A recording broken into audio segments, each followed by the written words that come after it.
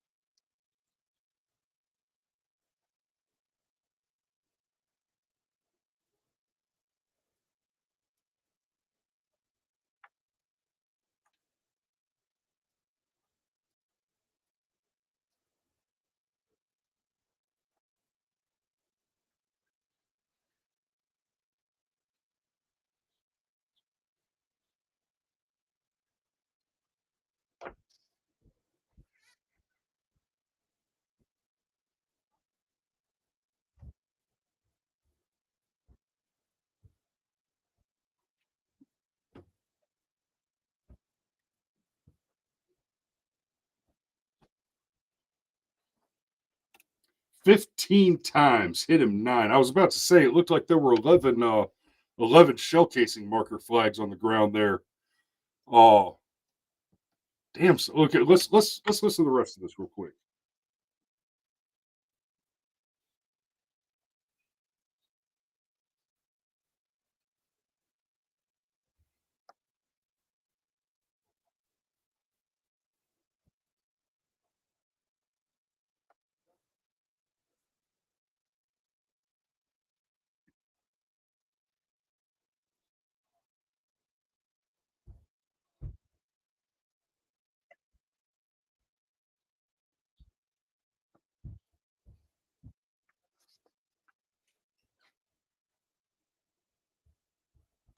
Wow. Okay, so you guys know I generally I don't oh damn it.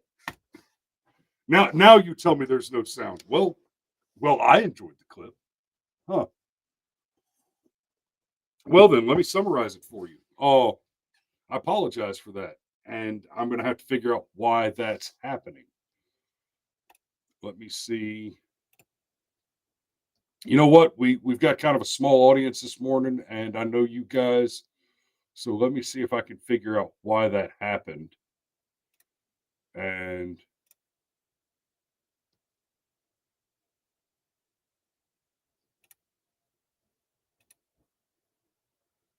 aha, aha, ha, ha. Okay. So I'm gonna play it one more time, because I believe I've just figured out why y'all weren't getting the audio. So let me run it. I'm just gonna run it for a minute, not Spoke a to whole me minute. from his hospital bed at Let me know Regional if you're getting 1 the sound over the now, phone, because giving I'm me sorry every that bit of should have detail been as playing to sound. what happened inside of that Walmart in Cordova Friday when he says Tamaris Hopkins shot him. Was right there in the section where where you go into the place. So he hits his girl in the face. She jumps out the truck saying she don't want to take this anymore and she deserves better. So we turned around, just out of Okay, curiosity to cool. I'm see gonna let what's it play going for a on. minute. Granberry says after seeing Hopkins punch a woman in the face, he just wanted to make sure she was okay. He told me the gesture was followed by a punch in his face from Hopkins. He says after the punch, Hopkins began shooting him. Granberry's 7-year-old son within arm's reach when the shooting started. I mean, he's continuously shooting like he was really trying to kill me. My son had enough smarts to run away with his uncle, and I was blessed that he didn't get hit. In court this morning, Hopkins told the judge he got fired from his job at the store the day of the shooting when she asked if he currently had a job. Granberry says Hopkins shot at him 15 times. He shot my feet. My foot was literally, I was looking at my tennis shoes and my foot dangling by either. It must have been tendons or something, but the Lord blessed me to not lose my leg. We previously reported police told Fox 13 Hopkins and Granberry exchanged gunfire. Hopkins told me his gun wasn't ready. Yeah, I had a firearm on me, but I didn't have it engaged. I had just left home. Didn't feel a need to have something in the head, and that's how he was able to shoot me, and I wasn't able to shoot back. In the medical district, Jeremy Pierre, Fox 13 News. So I hate to beat up on the poor guy that got shot, but I mean that's a terrible situation. So apparently, what happened there? Just summarize real quick. The victim, that's Mr. Granberry, who was shot. Apparently, attempted to intervene while a man was striking his girlfriend or wife, and this Hopkins guy punched Granberry in the face and then shot him. Apparently pulled the trigger 15 times. That's whew. Uh, I gotta say, Granberry, congratulations on making it out of that one. But Granberry said that he was armed. He had a firearm with him, but it wasn't engaged. I'm assuming what he meant by saying it wasn't engaged in this context. Normally, when I use the word engaged in this context, I mean that the weapon has been drawn and this is engaged. Uh, from the way he said it, it sounds like he didn't have one in the pipe. Right now, many of you know me. I'm a wheel gun guy. I carry a revolver, not a semi-auto. I love my revolver, and one reason I love my revolver is it's ready to go. Right, there is not a safety on the weapon. It's ready to go. Um, but if you're going to carry a semi-auto, even if you're going to have the safety on, which is fine, it the having the safety engaged is it's one step. It takes you one step away from being prepared to engage. But if you're going to have the safety on, at least have one in the pipe because you need that one to initiate the sequence for the weapon to do what it does. If you're engaged, if you have an encounter of this sort where the enemy draws on you, you cannot outdraw somebody who's got the drop on you, right? I don't care what kind of a gunslinger you are. You cannot outdraw someone who's already got the drop on you. Even if you've done it in practice, right? Like I've done it in full battle rattle in kit where my weapons are not concealed, but rather they're assorted so that I have maximum access in a full battle rattle kit that I have trained professionally to operate, right? And I've done that in training scenarios where we're using airsoft or simunition weapons so that we're firing projectiles at each other in a controlled training environment. And I can draw and put a round into someone who's already pointing a weapon at me in that very particular and specific circumstance where I'm already organized for the conduct of war, right? Not walking around in civilian clothes with a concealed weapon, but rather outfitted to conduct the act of war. In that circumstance and in a training environment, I can draw fast enough to put one in my opponent who already has his weapon drawn, but not consistently enough to guarantee that he doesn't get a round off before he's hit. So, in that most favorable of circumstance, a professional who's done a lot of this shit still doesn't actually get the drop on get to outdraw someone who's got the drop on you because he's already drawn his weapon. If you have put yourself at an even further disadvantage by carrying an unready weapon, you may as well just be naked. If you're going to carry, be ready. And I absolutely recommend that you carry, but do it correctly, do it responsibly, train for it, and be prepared to engage. Because the moment where you have to make that decision is not a long moment. You're not going to pour a cup of tea and give it considered thought. You're going to choose in that moment whether or not you survive until the next moment. But hey, congratulations to Mr. Granberry for having the unmitigated good fortune to just survive that tragic engagement. Uh, Looks like the next one wants me to pay him for the article, so we're going to move on to article number 3. Do do do do.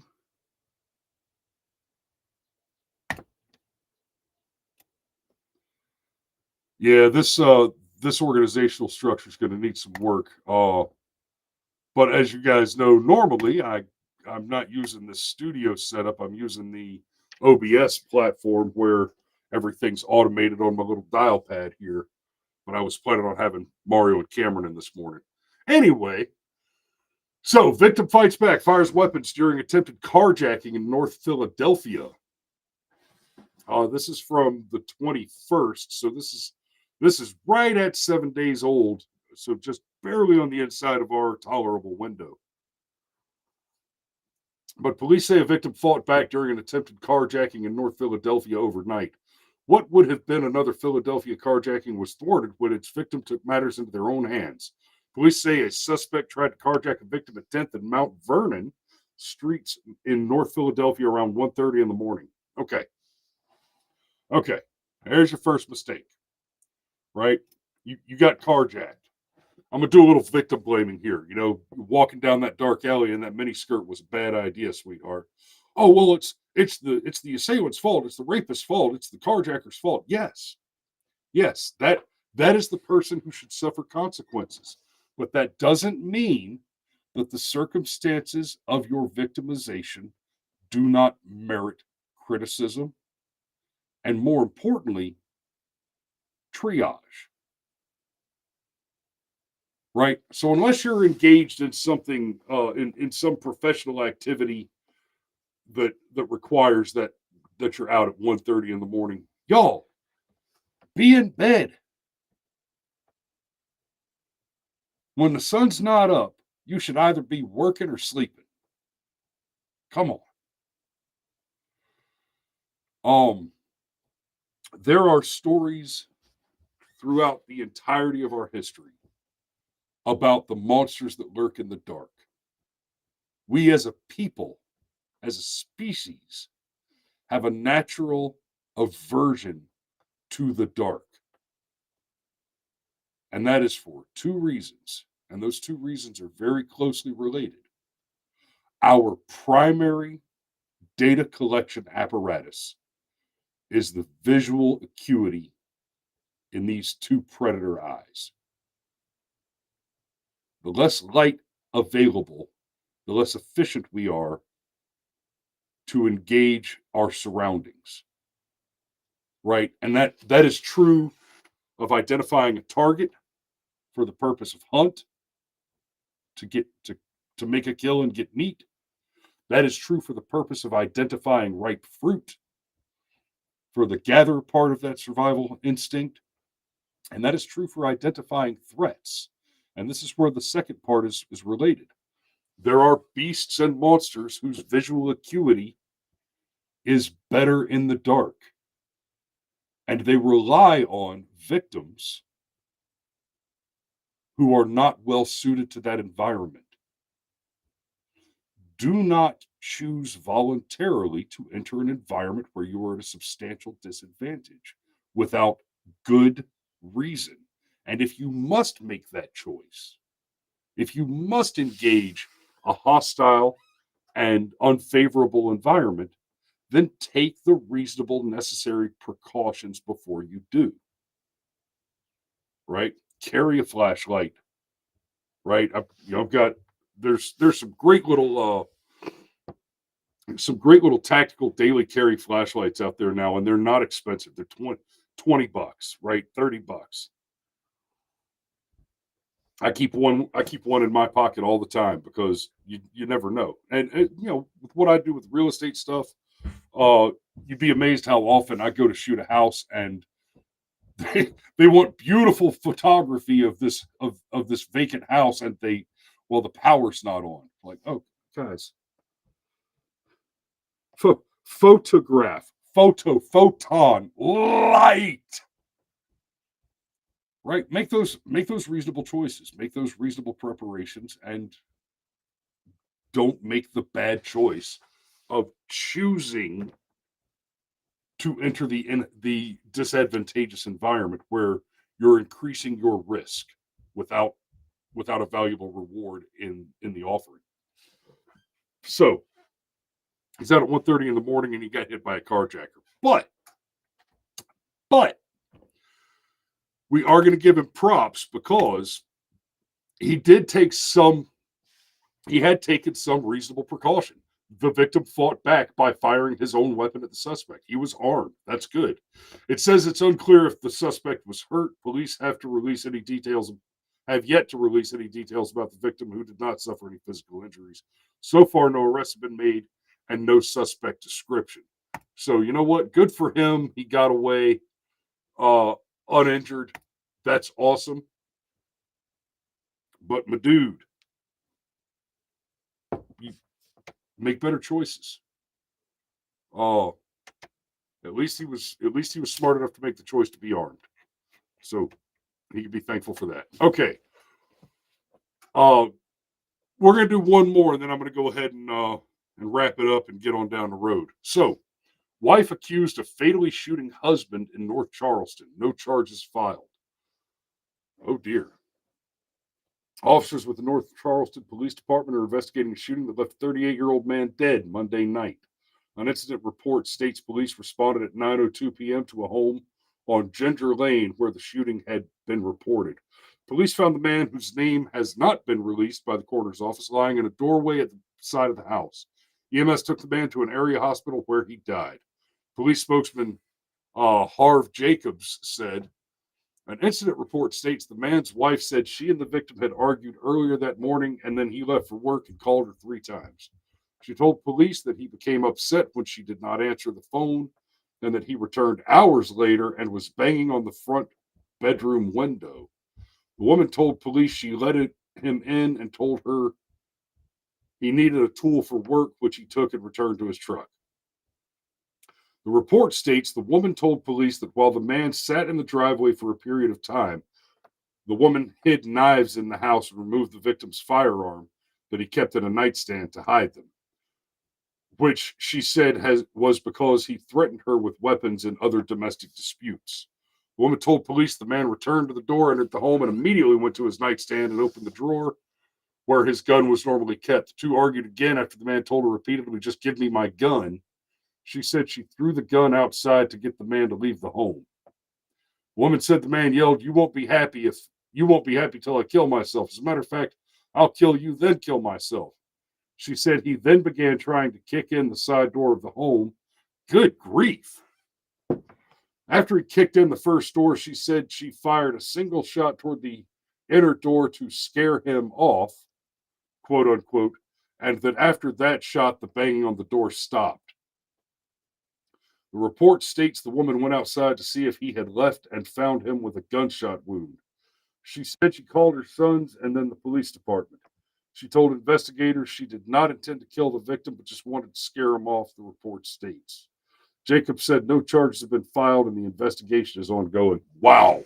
So I'm going to have to assume, with there being no charges filed in a case like that, that it's basically, it's necessarily the case that not only is there a history of domestic engagement here, but the local police in this story must have a record of that. So I'm assuming that in order to come to the conclusion that no charges should be filed in this case, there's the police have been called more than once to this house. I hope. Excuse me. Oh, because otherwise that could be a very fantastical story told by the woman to cover her own ass. But if there is that record, then any of the behavior that's described there, if it fits the record of the historical record of the abuse and engagement, then that would probably lead to a very reasonable conclusion that no charges be filed. All right. Well, I apologize. This morning was not quite to plan. A couple of technical glitches and issues up top, including the guest hosts not being available. But we soldier on, right? Live is hard mode. So it is Easter weekend. So the safety brief, I hope, should not need to include anything about drunk driving, because this is Easter weekend. It's time to go do your roast beast with the family, not to go get shit-faced with the frat brothers. And I hope you guys get together with the people you love and spend quality time with them and enjoy yourselves. And come back to a safe Monday morning. Y'all be safe out there. Thanks for watching today. We love you, and we will see you on Monday.